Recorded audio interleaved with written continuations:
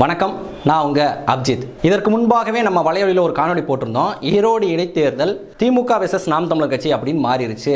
எனவே நாம் தமிழர் கட்சியை டெபாசிட் போக செய்வதற்காகவும் திமுக மிகப்பெரிய பெரும்பான்மை வாக்கு வித்தியாசத்தில் வெற்றி பெறுவதை தாண்டி மிகப்பெரிய வாக்கு வித்தியாசத்தில் வெற்றி பெற்றார்கள் அப்படின்னு சொல்லி காட்டிக் கொள்வதற்காகவும் மக்கள் அவங்களுக்கு மிகப்பெரிய அளவில் ஆதரவு கொடுக்குறாங்க அப்படின்ற மாதிரியான ஒரு பின்பத்தை உருவாக்குவதற்காகவும் என்னென்ன திருட்டுத்தனம், மொள்ளமாரித்தனம், ஜனநாயக படுகொலை, என்னென்ன அக்கிரமங்களை பண்ண முடியுமோ இவங்க அதிகாரத்தில் இருக்கிறத அதை பயன்படுத்தி கொண்டு என்னென்ன அக்கிரமங்களை பண்ண முடியுமோ அதை எல்லாம் பண்ணுவார்கள் இந்த ஈரோடு இடைத்தேர்தலில் அப்படின்னு சொன்னேன். எனவே நாம் தமிழர் கட்சியினர் கவனமாக இருக்க வேண்டும்ன்றதை அந்த காணொலியில் சொல்லியிருந்தோம்.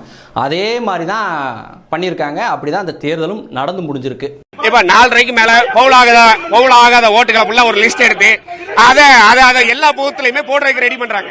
இப்ப எல்லா பூத்துலயுமே நாம் தமிழர் கட்சிகளோட உறவுகள் உள்ள இருக்கிறதுனால அதுக்கு இவங்களுக்கு இடைஞ்சலா இருக்கிறதுனால என்ன செய்யறாங்க, கைகலப்புக்கும் சும்மா தேவையில்லாம போலீஸ்காரங்க பாத்தீங்கன்னா எங்களை ஒரு முடுக்குக்குள்ள கூட்டு வச்சிருக்காங்க. அதை பத்தி கேட்க மாட்டேங்கிறாங்க. சரிங்களா? இப்போ வேற ஒண்ணு வேண்டாம், நீங்க பெரிய கட்சி தானே திமுக சொல்றாங்க. கள்ள ஓட்டு பணம் கொடுக்குறீங்க, வெளியே வச்சு உள்ள வச்சு கள்ள ஓட்டு கொடுக்கறதுக்கு எதுக்காக வாரீங்க? 5-6 பேர் கட்சி பிரமுகர்கள் உள்ள வந்தாங்க. திமுக எவ்வளவு பெரிய ஒரு கேவலங்கெட்ட கூட்டம், எப்படியெல்லாம் திருட்டுத்தனம் பண்ணி தேர்தலில் வெற்றி பெறாங்க அப்படின்றதுக்கு நேற்றைய தினம் நடந்துச்சு ஈரோடு இடைத்தேர்தல் வாக்குப்பதிவு. அதில் திமுக காரங்க பண்ண அயோக்கியத்தனம், மொள்ளமாரித்தனம், முடிச்சவிக்கித்தனமே சாட்சி. இத்தனை ஆண்டு கால அரசியல் அவங்க எப்படி பண்ணிக்கிட்டு இருக்காங்க அப்படின்றதுக்கான ஒரு சின்ன சாம்பிள் நம்ம தலைமுறையினர்லாம் வந்து தெரிஞ்சுக்கணும் இல்லையா, இந்த 2K கிட்ஸ்லாம் தெரிஞ்சுக்கணும்ல, அதுக்காக அவங்க காட்டின ஒரு சின்ன சாம்பிள் தான் இது. ஏன்னா ஈரோடு இடைத்தேர்தல் ஒன்றும் அவ்வளோ முக்கியமான தேர்தல் கிடையாது. இதில் வெற்றி பெறதோ தோல்வி பெறதுனாலையோ இங்கே ஆட்சியில் எந்த மாற்றம் வரப்போதில்லை. இன்னும் 2026 தேர்தல் இன்னும் ஒரு ஆண்டில் வரப்போகுது. இருந்தாலும் கூட இதில் வந்து நாங்கள் மிகப்பெரிய அளவில் வெற்றி பெற்றுட்டோம், அதாவது அதிகமான வாக்குகள் வித்தியாசத்தில் வெற்றி பெற்றோம், நாம் தமிழர் கட்சி எங்களுக்கு ஒன்றுமே இல்லை, இது ஈரோடு பெரியார் மண் அப்படின்னு சொல்லி அவங்க காட்டுவதற்காக நேர்மையாக மக்களை சந்திச்சு இந்த 4 ஆண்டுகள் அவங்க செய்த சாதனைகளை மக்களிடம் சொல்லி எங்களுக்கு வாக்கு செலுத்துங்க அப்படின்னு கேட்கறதுக்கு வக்கற்ற துப்பற்ற இந்த திமுக அரசு என்ன பண்ணிட்டு இருக்கு, கள்ள ஓட்டு போட ஆரம்பிச்சிருக்காங்க. இது எவ்வளவு பெரிய ஒரு ஜனநாயக படுகொலை. சார் வணக்கம், நான் வந்து சுயேட்சை வேட்பாளருங்க. என் பேர் லோகநாதன். நான் இப்போ என்னோட கம்ப்ளைண்ட் என்ன பார்த்தீங்கன்னா, இந்த திமுக நிர்வாகிகள் வந்தவங்க இன்னும் வெளியாட்கள் வெளியில இன்னும் போகல, இன்னும் நிறைய இடத்துல போகாம இருக்காங்க. இப்ப கூட ஒரு கம்ப்ளைண்ட் பண்ணிருக்காங்க. கம்ப்ளைண்ட் பண்ணிட்டு தான் வந்திருக்கேன். அருளை ஸ்கூல்ல பாத்தீங்கன்னா காம்பவுண்டுக்குள்ள இன்னும் வெளியூர் ஆட்கள், கரூர்ல வந்த ஆட்கள் இன்னும் உள்ளதா இருக்காங்க. நாங்க இப்ப கம்ப்ளைண்ட் பண்ணிட்டு தான் வந்திருக்கேன். இதை வந்து அவங்க உண்மையுமே திமுக காரங்க இன்னும் வெளியில போகலங்கிறது என்னோட குற்றச்சாட்டு சார். அதுல அக்கா நம்ம சீதாலட்சுமி அவர்களே வந்து ஒரு நேர்காணல சொல்றாங்க, ஒரு பெண்ணோடைய வாக்கவே அவங்க கள்ள ஓட்டு போட்டாங்க, அது கூட யதார்த்தமா தெரியாம நடந்துருச்சு, தவறுதலா நடந்துருச்சு நான் நினைச்சேன், ஆனா அவங்க திட்டமிட்டே பண்ணிக்கிட்டு இருக்காங்க அப்படின்றத குறிப்பிட்டு பேசுறாங்க. உங்களுக்கு தெரியும், வளையக்கார வீதியில ஒரு பொண்ணு ஓட்டு போட வர்றாங்க, அவங்களுடைய ஓட்டு ஏற்கனவே போடப்பட்டிருந்தது, அவங்க பேட்டி கொடுத்தாங்க. ஆனா அப்ப கூட என்னை செய்தியாளர்கள் கேட்கும் போது நினைச்சேன் எதேச்சியா நடந்திருக்கலாம் அப்படின்னு. 55-50 விழுக்காடுகள் ஓட்டு பதிவான நிலை, எல்லாமே சீமானுக்கு விழுந்த ஓட்டுகள் என்று தெரிந்த உடனே வெளிப்படையா செய்ய ஆரம்பிச்சாங்க. இப்ப சொல்ற மாதிரிங்க, 221 வாக்குச்சாவடிக்கு போற பிரகாஷ் அப்படிங்கறத தங்களோட வாக்காளர் அட்டை, ஆதார் அட்டை எடுத்துட்டு வராரு. ஆனா அவருடைய வாக்கு ஏற்கனவே போடப்பட்டிருக்கு. அவர் போராடல, நாசமா போட்டு போறாரு, நொந்து போய் போறாரு. நான் வந்து நிறைய தேர்தல்களில் பூத் ஏஜென்டாக இருந்திருக்கேன். அவ்வளோ எளிதாக ஒரு ஓட்டு கூட தவறுதலாக மாறி விழுவதற்கோ கள்ள ஓட்டு விழுவதற்கோ வாய்ப்பே கிடையாது. அங்க இருக்கவங்களுடைய அந்த அரசியல்வாதிகள், அந்த அலுவலர்களுடைய ஒத்துழைப்பு இல்லைன்னா ஒரு ஓட்டு கூட மாற்றி விழுகாது. ஏன்னா நீங்க வந்து ஒருத்தர் வந்து ஓட்டு போட வராருன்னு வச்சுங்களேன், பூத் ஸ்லிப் இருக்கும் அல்லது ஓட்டர் ஐடி இருக்கும். அப்ப அங்க பூத் ஏஜென்ட்லாம் உட்காந்துருப்பாங்க, கட்சி சார்ந்த பூத் ஏஜென்ட், அப்புறம் சுயேட்சை வேட்பாளர்கள் சார்ந்த பூத் ஏஜென்ட்லாம் உட்காந்துருப்பாங்க. அவங்க பார்த்து ஓகே சொல்லணும், இந்த நபர் வந்து இந்த ஏரியாக்காரர், இவருக்கு இங்க ஓட்டு இருக்கு அப்படின்றத அவங்க முதல் ஒத்துக்கணும். அதுக்கப்புறம் அந்த பூத் ஸ்லிப் எடுத்துட்டு போய் அந்த முதல்ல உட்காந்துருக்கக்கூடிய தேர்தல் பணியாளர்கிட்ட கொடுக்கணும். அவங்க வந்து அந்த பூத் ஸ்லிப்பை செக் பண்ணிட்டு அந்த நம்பர்லாம் கரெக்டாக இருக்கான்னு பார்த்து டிக் பண்ணிட்டு அவங்க அடுத்த ஆளுக்கு அனுப்புவாங்க. அவங்க தான் வந்து மை வைப்பாங்க. அதுக்கப்புறம் போய் தான் நீங்க ஓட்டு போட வேண்டும். ஸோ இவ்வளோ ப்ராசஸ் இருக்கு. அந்த பூத்துக்குள்ள போனோடனே அப்படின்னோடனே இந்தாங்க வாங்க அப்படின்னு ஓட்டெல்லாம் போட்ட முடியாது. ஏகப்பட்ட செக் இருக்கும். 3-4 முறை வந்து நீங்க சோதிக்கப்படுவீங்க. 3-4 அந்த கட்டத்தில் சோதிக்கப்பட்டு தான் நீங்க போய் ஓட்டே போடுவீங்க. ஒரு ஓட்டு கூட தவறுதலாக விழுவதற்கான வாய்ப்பே கிடையாது. ஒருவேளை ரொம்ப ரேரான கேஸ்ல வந்து இந்த பேர்கள் ஒரே மாதிரி இருக்கும். பெண்ணா இருப்பாங்க, 2 பேர்த்தோட பேர் இருக்கும், அப்பா பேரும் இன்சியலும் பார்த்தீங்கன்னா கிட்டத்தட்ட ஒரே மாதிரி இருக்கும். அந்த மாதிரியான நேரங்களில் அவர் ஓட்ட இவரும், இவர் ஓட்ட அவரும் வந்து மாற்றி போடுவதற்கான வாய்ப்பு இருக்கு. அது ரொம்ப ரொம்ப ரேராக தான் நடக்கும். எனவே ஒரு தேர்தல் வாக்குப்பதிவு நடக்கும்போது அங்கே ஒருத்தர் ஓட்டை இன்னொருத்தர் மாற்றி போடுறாரு, இல்லை வேற ஊருக்காரர் வந்து அங்கே உள்ள ஓட்டு போட்டுக்கிட்டு இருக்காரு அப்படின்றதெல்லாம் ஏதோ வந்து தவறுதலாக தெரியாமல் நடக்கக்கூடிய விஷயம் இல்லை, திட்டமிட்டு நடக்கக்கூடிய ஜனநாயக படுகொலை அப்படின்னு தான் நம்ம எடுத்துக்கணும். அடுத்து பாத்தீங்கன்னா 73வது வாக்குச்சாவடி பெரிய வலசு சேலத்திலிருந்து வந்து வெங்கடேஸ்வரர் ஒரு ஓட்டு போடுறாரு. எந்த சான்று கொண்டு வரல, சான்று கொண்டு வந்தாலும் ஒத்து வரல, சம்பந்தமே இல்லை முகத்துக்கு அதுக்கு. அதை எங்களுடைய வாக்குச்சாவடி முகவரா இருக்கக்கூடிய ஒரு பொண்ணு கேட்டோன்னே நீங்க யாரு கேட்கறதுக்கு, நடக்கிறதே வேற, வீட்டுக்கு மரியாதையா போயிருங்கன்னு அவங்களே அவங்க கணவரை விரட்டி இருக்காங்க. 73 74 இருந்தவங்க விரட்டப்பட்டிருக்காங்க. இப்படி இந்த ஈரோடு இடைத்தேர்தலில் கள்ள ஓட்டு போறாங்களே இந்த திமுக அயோக்கிய பேலுக, இவங்க என்னத்தை சொல்ல வராங்க அப்படின்னா, இப்ப நடந்துகிட்டு இருக்க இந்த திமுக ஆட்சி அப்படின்றது வெக்கங்கெட்ட கேவலமான மட்டமான மக்களுக்கு விரோதமான ஒரு ஆட்சி.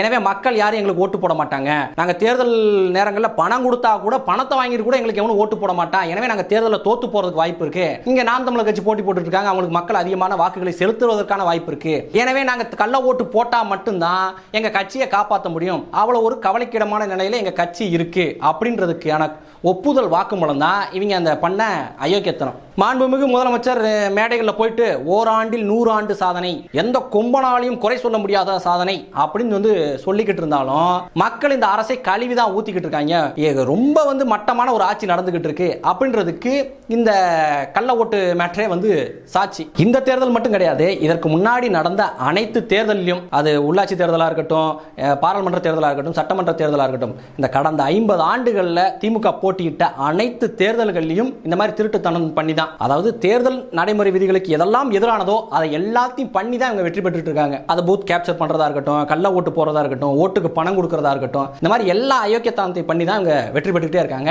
இன்னும் 500 ஆண்டுகள் இங்க தேர்தல் நடந்தாலும் திமுக கட்சி இருந்தாலும் எல்லா தேர்தலையும் இந்த திருட்டுத்தனத்தை தான் அவங்க பண்ணுவாங்க. ஏன்னா ஒரு முறை கூட வரலாற்றில் ஒரு முறை கூட மக்களை நேர்மையாக சந்திச்சு இவங்க பண்ண நல்லதெல்லாம் சொல்லி இந்த கட்சி நல்ல கட்சிப்பா, இந்த கட்சி ஆட்சி தேர்தலுக்கு வந்தா நான் மக்களுக்கு நல்லது அப்படின்னு சொல்லி மக்கள் உளமாற நம்பி நேர்மையாக வாக்கு செலுத்தி ஒருபோதும் இந்த திமுகவை தேர்ந்தெடுத்ததே கிடையாது. எல்லா முறையும் இப்படி ஏதாவது திருட்டுத்தனம் பண்ணி தான் வெற்றி பெற்றிருக்காங்க. எனவே எப்போதும் இவர்களுக்கு தேர்தல் என்றாலே பயமாகத்தான் இருக்கும். அது உள்ளாட்சி தேர்தல்னா ரொம்ப பயமா இருக்கும். அந்த பயத்தினுடைய வெளிப்பாடு தான் இவ்வளவு அயோக்கியத்தனத்தை இவங்க பண்ணியிருக்காங்க. இந்த தேர்தலில் திமுகவினருக்கு பயம் கொஞ்சம் கூடுதலாக இருக்கிறதுக்கு இன்னொரு முக்கியமான காரணம், இங்க நாம் தமிழர் கட்சியும் திமுக மட்டும்தான் மிக முக்கியமான கட்சிகளாக போட்டிடுறாங்க. ஏற்கனவே நாம் தமிழர் கட்சியினர் இந்த பெரியாரை போட்டு பொலன்னு பொழந்துகிட்டு இருக்காங்க. அப்படி பொழந்ததுக்கு அப்புறமும் ஈரோட்டில் நடக்கக்கூடிய இந்த இடைத்தேர்தலில் வெற்றி பெறலாம் வேணாம், ஒரு கணிசமான வாக்குகளை நாம் தமிழர் கட்சியினர் வாங்கிறாங்க. கடந்த முறை வாங்கினதை விட ஒரு மடங்கோ 2 மடங்கோ அதிகமான வாக்குகளை வாங்கிட்டாலே அதுவே மிகப்பெரிய ஒரு அவமானம் தான் இந்த பெரியாரிஸ்டுகளுக்கு. ஏன்னா பெரியாரை பொலன்னு பொழந்துட்டு பெரியார் பிறந்த ஊர்லயே நடந்த தேர்தலில் அதிகமான வாக்குகளை நாம் தமிழர் கட்சியினர் வாங்கினாங்கன்னா அதுக்கு என்ன அர்த்தம்? இங்க பெரியாருக்கு ஒரு மரியாதையும் இல்ல அப்படின்றது அர்த்தம். பெரியார் மட்டும் இல்லைன்னா இது பெரியார் மண் அப்படின்லாம் உருட்டிக்கிட்டு இருக்காங்களே, அதெல்லாம் ஒன்றும் கிடையாதுடா, பெரியாரை பொழந்துட்டு தாண்டா நாம் தமிழர் கட்சியினர் அங்கே அதிகமான வாக்குகளை வாங்கியிருக்காங்க அப்படின்னு சொல்லி எல்லாரும் சொல்ல ஆரம்பிச்சுவாங்களே. எனவே அந்த அசிங்கம் இருக்கக்கூடாது அப்படின்றதுக்காக நாம் தமிழர் கட்சியினரை கடந்த முறை வாங்கின வாக்கை விட குறைவான வாக்குகளை வாங்க வைக்கணும், டெபாசிட் போக வைக்கணும் அப்படின்றதுக்காக இன்னும் இறங்கி கேவலமா வேலை பார்த்துட்டு இருக்காங்க. இதுல என்ன ஒரு கொடுமையான விஷயம் என்னன்னா, இந்த மாதிரியான கேவலங்கட்ட மட்டமான தேர்தல்களில் தான் நம்ம போட்டியிட்டு வெற்றி பெற்று இங்கே ஒரு நல்லாட்சியை கொடுக்க வேண்டும் அப்படின்ற ஒரு கட்டாயத்தில் இருக்கும். ஒரு காலமும் தேர்தல் ஆணையம் அப்படின்னு ஒன்று இருக்கு இல்லையா, ஒரு பொம்மை ஆணையம், அந்த ஆணையம் ஒரு காலமும் கடுமையான நடவடிக்கைகளை எடுக்காது. இப்போ ஒரு பூத்தில் கள்ள ஓட்டுகள் போடுறது உறுதியாயிருச்சு, சான்றுகளோட பிடிச்சிட்டாங்க அப்படின்றதுக்காக அந்த பூத்தில் நடந்த வாக்குப்பதிவு செல்லாது, எனவே மறு வாக்குப்பதிவு அங்கே நடத்தப்படும் அப்படின்றது இல்லை. ஏதோ ஒரு கட்சியை சார்ந்தவங்க இந்த மாதிரி முறைகேடில் ஓட்டுக்கு பணம் கொடுக்கறது, கள்ள ஓட்டு போடுறது, இந்த மாதிரி வேலைகளை ஈடுபடுறது பிடிக்க ஆரம்பிச்சு தான் உடனே அந்த தேர்தலில் போட்டியிடக்கூடிய அந்த வேட்பாளர், அந்த கட்சி சார்ந்த வேட்பாளரையோ அல்ல சுயேட்சை வேட்பாளரையோ தகுதி நீக்கம், இனி எந்த தேர்தலையும் அவர் போட்டியிடவே கூடாது அப்படின்ற மாதிரியான நடவடிக்கையிலையோ இவங்க ஒருபோதும் எடுக்க போறது கிடையாது. கண் துடைப்புக்கு அதிகபட்சம் போனா தேர்தலை ஒத்தி வைப்பாங்க. இந்த மாதிரி தான் ஏதோ ஒரு சடங்கு சம்பிரதாயத்துக்காக ஏதோ ஒரு நடவடிக்கை எடுக்கணும்னு எடுப்பாங்களே தவிர மற்றபடி ஒரு கடுமையான நடவடிக்கையை ஒருபோதும் இந்த தேர்தல் ஆணையம் எடுக்காது. இதையெல்லாம் கடந்துதான் நாம் இங்கு வெற்றி பெற வேண்டும். அதற்கு நாம் மிகப்பெரிய அளவில் மன உறுதியோடு தொடர்ந்து போராடிக்கிட்டே இருக்கணும். ஒரு நாள் இல்லை என்றால் ஒரு நாள் மக்கள் விழித்துக் கொள்வார்கள். நம்ம இந்த தேர்தல் ஆணையத்தையோ அந்த அரசியல் கட்சியில நம்ப வேணாம், மக்களை நம்புவோம். மக்கள் ஒரு நாள் விழித்துக் கொள்வார்கள். அவர்கள் ஒரு நாள் இந்த பணம், இந்த மிரட்டல், உருட்டல் எல்லாரையும் கடந்து ஒரு நல்ல ஆட்சியை விரும்புவார்கள். அப்போது நல்லவர்களுக்கு அவங்க வாக்கு செலுத்துவாங்க. அது வரைக்கும் நம்ம தொடர்ந்து களத்தில் போராடிக்கிட்டே இருக்கணும் அப்படின்றதான் என்னுடைய கருத்து. இந்த காணொலி சம்பந்தமான உங்களுடைய கருத்துக்களை கமெண்ட்ல தெரிவிங்க. என்னால் முடிஞ்ச பதில்களை நான் சொல்றேன். வீழ்வது நாம் ஆயினும் ஆள்வது தமிழாகட்டும். நன்றி.